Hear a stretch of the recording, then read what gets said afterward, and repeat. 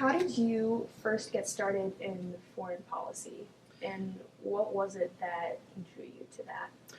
Well, so what I really do is much more domestic policy than foreign. Mm-hmm. I got involved in public policy generally, originally out of an interest in politics more than Mm-hmm. policy. The work that I do now tries to emphasize the connections between the practice of politics and policy and those roots and foundations in political philosophy. What was it about your experience in Washington? I mean, you're in the nation's capital, so what was it about even just being in the capital you didn't get that philosophical foundation? Well, when you're engaged in policy and politics, you're more inclined to think about the practical, the everyday, the interests, the pressures, the news cycle, and less inclined to think about what underlies it, what kinds of principles, what kind of vision of American life or American government should drive our politics.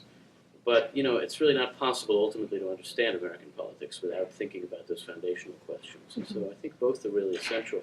And the link between them, the connection between them, is especially interesting and important. So, what's an American way of thinking about foreign policy? But foreign policy? Mm-hmm.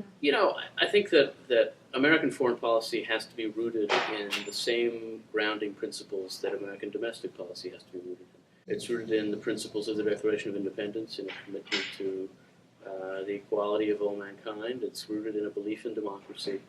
And ultimately, like the foreign policy of any nation, it has to be rooted in some sense of American interests and American needs. Finding that balance is always a challenge, and that's why it's not an easy thing to be a policymaker involved in foreign affairs. But I think it's essential to balance interests with circumstances, and in a sense, that's what makes America unique. Are there any politicians in Washington today that you think do a good job of balancing interests and Principles? principles? Well, it's hard to say, right? Because when it comes to foreign affairs, not a lot of politicians have their hand in the stew. Not a lot of them are actually involved. It's easy to be a critic when you're a member of Congress, and they certainly do a lot of that. But ultimately, American foreign policy is driven by the executive, and I don't think that our chief executive now does a particularly good job of balancing interests and principles.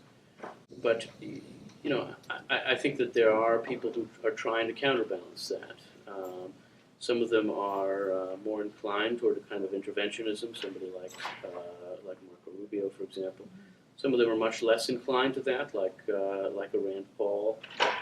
I think both of those people are trying to look for ways to apply the principles of American government to American foreign policy, but that they come to different conclusions is not surprising. There's more than one way to apply those principles, because ultimately the application is based on an understanding of circumstances, and that's a judgment.